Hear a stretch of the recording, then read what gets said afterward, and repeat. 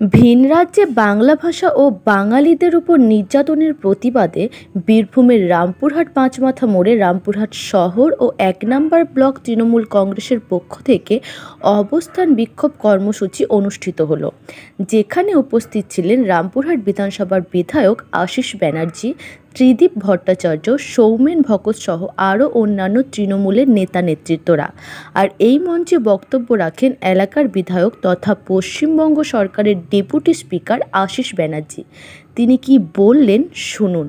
অধ্যায়ের নির্দেশে আজ আমার পূর্ববর্তী বক্তা এলাকার বিধায়ক, পশ্চিমবঙ্গ বিধানসভার ডেপুটি স্পিকার আজকের এই ধর্নার উদ্দেশ্য এবং ধর্না, আমরা যারা বাংলায় বসবাস করি, আমরা যারা নিজেদেরকে বাঙালি মনে করি, এই বাংলা ভাষীদের প্রতি, বাংলা ভাষার প্রতি যে অত্যাচার, বাংলা কারা নিপীড়ন করছে, যে সমস্ত রাজ্যে বিজেপি ক্ষমতায়, করো তাদেরকে শারীরিকভাবে নিপীড়ন করো, তাদেরকে মানসিকভাবে নিপীড়ন। আপনারা এটাও জানেন যে কয়েকদিন ধরে, বেশ কিছুদিন ধরে বাংলার পরিযায়ী শ্রমিক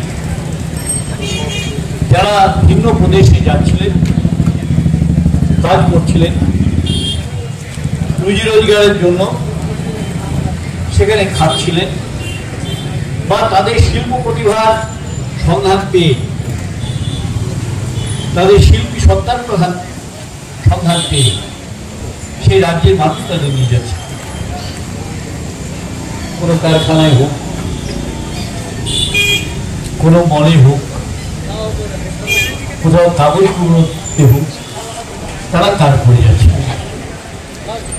দুর্ভাগ্যের বিষয়, তারা বাংলা ভাষায় কথা বলতে, আর এই বাংলা ভাষায় কথা বলছেন বলেই তাদেরকে বাংলাদেশি তকমা দিয়ে দেওয়া হচ্ছে এবং তারা বলছেন বাংলাদেশি ভাষা। পৃথিবীর এত ভাষা রয়েছে, কিন্তু বাংলাদেশি ভাষা বলে কোনো ভাষা যে নেই, যারা পণ্ডিত, তারা মূর্খ, যারা এই বাংলাদেশি ভাষা বলে তাদেরকে তকমা আঁটিয়ে দিচ্ছে এবং তাদেরকে ক্যাম্পে রেখে দেওয়া হচ্ছে, থানায় রেখে দেওয়া হচ্ছে, মারধর করা হচ্ছে, মারধর করে পা ভেঙে দেওয়া হয়েছে। এটা যে গল্প গুজব নয়, আপনাদের অন্য কোথাও যেতে হবে না, আমি পায়ে করে চলে যান। 4 পুরুষ ধরে যারা বাস করছে,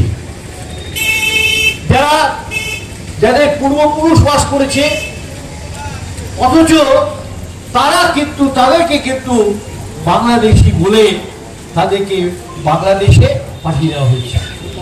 এই অত্যাচার, এই অনাচারের বিরুদ্ধেই যিনি জিহাদ ঘোষণা করেছেন, তার নাম মমতা বন্দ্যোপাধ্যায়, বাংলার মুখ্যমন্ত্রী। তিনি বললেন যে বাংলা ভাষায় কথা বললে অপরাধ। বিভিন্ন ভাষাভাষী মানুষ এই বাংলায় এসে কাজ করেন না। কাকে পুলিশ ধরে নিয়ে গিয়ে একটা জায়গায় আটক করেছে? বাংলা ভাষায় কথা বললে একজনকেও দেখান যাদেরকে পুলিশ আটক করেছে, যাদেরকে জিজ্ঞাসাবাদ করেছে। রুজি রোজগারের জন্য, পেটের ভাতের জন্য যারা ভিন্ন প্রদেশে যাবেন, তাদেরকে ভুলিয়ে দিচ্ছেন এই দেশটা আমার, ভারতবর্ষ আমার, ভারতবর্ষের মা মাটি মানুষ আমরা, এখানে কোনো ভেদ নেই, বিভেদ নেই।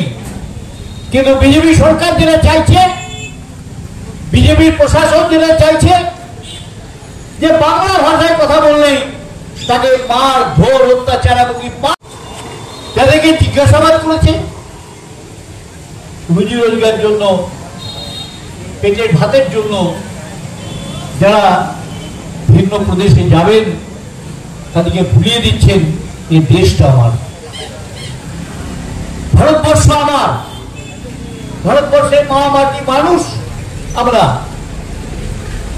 এখানে কোনো ভেদ নেই, বিভেদ নেই। কিন্তু বিজেপি সরকার যেটা চাইছে, বিজেপি প্রশাসন যেটা চাইছে, যে বাংলা ভাষায় কথা বললেই তাকে মার ধর অত্যাচার এমনকি পার হয়ে দেওয়া হয়েছে। বেশি দূর যেতে হবে না, শুক্রবার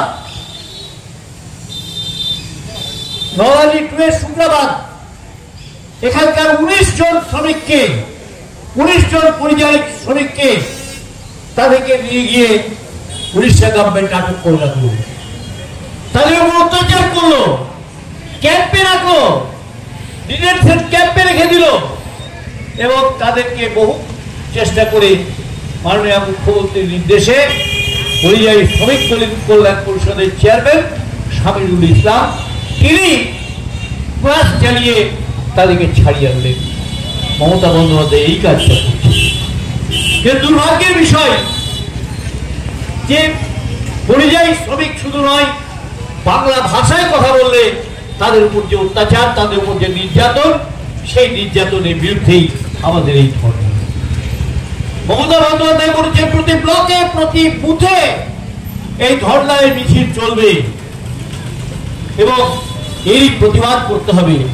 আমরা সকল মানুষের কাছে আবেদন জানাবো, আসুন আপনারা এই বাংলা ভাষার পক্ষে, বাংলা ভাষার জন্য আপনি জীবনপণ সংগ্রাম করুন এবং মমতা বন্দ্যোপাধ্যায়ের যে আহ্বান, অভিষেক বন্দ্যোপাধ্যায়ের যে আহ্বান, সেই আহ্বানে সাড়া দিয়ে আপনারা এই ধর্নায়, আপনারা এই মিছিলে, আপনারা এই সাংগঠনিক উদ্যোগে সহায়তা করুন।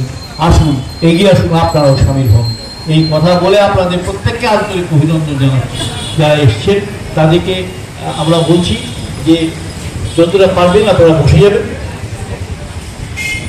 অনুরোধ করবো যে আমাদের এই ধর্না 1টা পর্যন্ত চলবে, এই 1টা পর্যন্ত আপনারা থেকে এই ধর্নাকে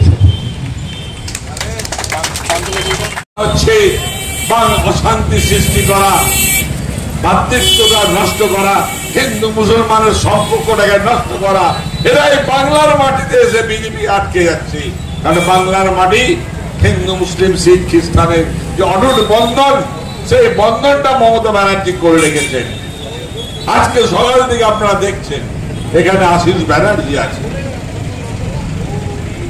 এখানে সৌমেন ভগত আছে, এখানে দিলীপ ভট্টাচার্য আছে, আব্দুল রেকিব আছে, সৈয়দ সিরাজ জিন্নি আছে, টিঙ্কু শাহ আছে। আমরা সবাই বাঙালি, আমরা সবাই বাঙালি, আমরা বাংলায় একসঙ্গে একজোট হয়ে আছি। ওরা কি ভাবছে যে বাংলার বাইরে বিভিন্ন প্রান্তে দিল্লি, হরিয়ানা, গুজরাটে বাঙালিদের উপর মারলে এখানে আমরা বাঙালি এখানকার খেপে দিয়ে এখানকার যারা গুজরাটি আছেন, এখানকার যারা উত্তরপ্রদেশের বাইরে ব্যবসা করছেন, এখানে যারা দিল্লি থেকে ব্যবসা করছেন, আমরা কি মানুষ কি তাদেরকে দিয়ে মারধর করবে? তাদেরকে কি ঘর দর চালাবে? এই অশান্তি সৃষ্টি হয়ে বাংলায় রাজনীতির মাটি নেবার উদ্দেশ্যে আমার ধারণা বিজেপি জেনে শুনে পরিকল্পনা করে ভারতবর্ষের বিভিন্ন প্রান্তে বাঙালিদের উপর অত্যাচার করছে। যে হিন্দু মুসলমানের লড়াই বাংলায় লাগানো যায়নি, একটার পর একটা রাজনৈতিক ভোটে মমতা ব্যানার্জির কাছে পরাজিত হয়ে, অভিষেক ব্যানার্জির ক্ষমতার মন্ত্রীর কাছে পরাজিত হয়ে তারা এই নতুন পরিকল্পনা নিয়েছে, মারো ভাগ দিল্লিতে বাঙালিদেরকে, ঘর ভেঙে দাও, গুজরাটের বাঙালিদের আগুন লাগিয়ে দাও, পুলিশে ধরে নিয়ে যাও, নিয়ে মারো।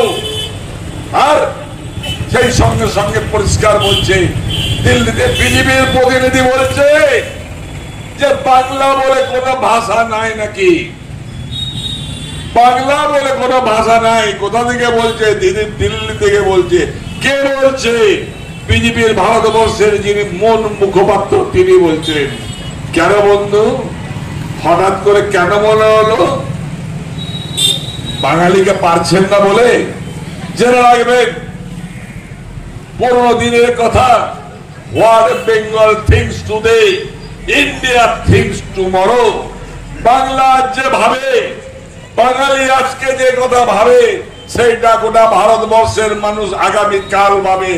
তাই তো আমাদের ইতিহাস বলছে বিনয় বাদল দীনেশ যখন বাংলার জন্য, ভারতবর্ষের জন্য আন্দোলন করে শহীদ হলো, তাই সে কি গুজরাটে ছিল? হাসতে হাসতে ফাঁসির মঞ্চে জীবনের জয়গান গেয়ে গেলেন ক্ষুদিরাম। তিনি কি ইউপির লোক ছিলেন? মাতঙ্গিনী হাজরা তিনি কি রাজপুরের লোক ছিলেন? না, তারা আমাদের গর্ব, তারা আমাদের বাংলা মাটির মানুষ ছিলেন। সেই বাংলার গর্ব, বাংলার একতাকে ভেঙে দেবার চেষ্টা করছে এই বিজেপি, কারণ তারা চাইছে যে এই বাংলাটাকে তারা দখল করতে। কিন্তু নরেন্দ্র মোদী ফেঁসে গেছে, নরেন্দ্র মোদী ফেঁসে গেছেন। বাংলা ভাষা বলে কোনো ভাষা হয় না বলে ফেঁসে গেছেন বাঙালিদের উপর অত্যাচার করতে। যে দেখতে পাচ্ছেন যে ভারতবর্ষের বিভিন্ন প্রান্ত থেকে আওয়াজ উঠেছে প্রতিবাদের, আওয়াজ উঠেছে বাংলার প্রতিটা এলাকায়, পাড়ায় পাড়ায়, বুধে বুধে, গ্রামে গ্রামে, শহরে শহরে, যে আমরা বাঙালিরা এক আছি। আর এই বাঙালি বলতে নরেন্দ্র মোদীরা যেটা ভাবছিলেন তা নয়। সৌমেন ভগত, টিঙ্কু সাউ, সৈয়দ সিরাজ, আব্দুল রেকিব, আশিস ব্যানার্জি, সব বাঙালি আমরা, সব এক হয়ে বাংলাটাকে আমরা শক্ত করে ধরে রাখবো। যা মমতা ব্যানার্জি হাত শক্ত করবো, যাতে বিজেপির উদ্দেশ্য সফল না হয়। মোদী এমনিতেই ফেঁসে আছেন। পৃথিবীর মুখে কোন প্রধানমন্ত্রীর ইতিহাসে আপনি পাবেন না যে তার পড়াশোনার সার্টিফিকেট নিয়ে হাসির খোরাক হয়ে গেছে। নরেন্দ্র মোদীর সার্টিফিকেট, পাস করা ডিগ্রি সার্টিফিকেট, কম্পিউটারে টাইপ করা। যে সালে কম্পিউটারে টাইপ করা ডিগ্রি উনি মার্কশিট দেখাচ্ছেন, সেই সালে ভারতবর্ষে আপনার কম্পিউটার মাইক্রোসফট কোম্পানি আসেইনি। কিন্তু নরেন্দ্র মোদী তার সার্টিফিকেটে দেখাচ্ছেন যে আমি ডিগ্রি পাস করেছি, এই দেখো আমার সার্টিফিকেট। নরেন্দ্র মোদী যে সাবজেক্ট নিয়ে গ্র্যাজুয়েট হয়েছেন, ভারতবর্ষ একটাই মানুষ যে সাবজেক্টে উনি ডিগ্রি পেয়েছেন, ওই সাবজেক্ট ভারতবর্ষের কোন ইউনিভার্সিটিতে, কোন কলেজে পড়ানো হয় না। আমাদের ভুল হয়ে যাচ্ছে। নরেন্দ্র মোদী তো আপনার আমার মতো জৈবিক ভাবে জন্মগ্রহণ করেননি। তিনি তো লোকসভা ভোটের আগে নিজেকে বলেছিলেন আমি জৈবিক ভাবে আসিনি, মানে বাবা মায়ের মিলনে তিনি জন্ম হয়নি, তিনি ভগবান হয়ে আসতে চেয়েছিলেন। কিন্তু এখানে এসে, বাংলায় এসে মমতা ব্যানার্জির কাছে তিনি আটকে গেছেন। তাই আমরা বলবো যে বাংলার মানুষ আজ আমাদেরকে, আমাদের দায়িত্ব, আমাদের কর্তব্য দিদির পাশে থেকে দিদির হাতকে শক্ত করে বাংলাকে এগিয়ে নিয়ে যেতে, যাতে আমরা এই নরেন্দ্র মোদী সহ বিজেপির যে দল আমাদের সুখ শান্তি সোনার বাংলাকে বিনষ্ট করতে চাইছে, ক্ষতি করতে চাইছে, সেটাকে আমরা পরাজিত করতে হবে। এই বলে আমি আমার বক্তব্য শেষ করছি। জয় হিন্দ, বন্দে মাতরম, মমতা ব্যানার্জি জিন্দাবাদ, অভিষেক ব্যানার্জি জিন্দাবাদ।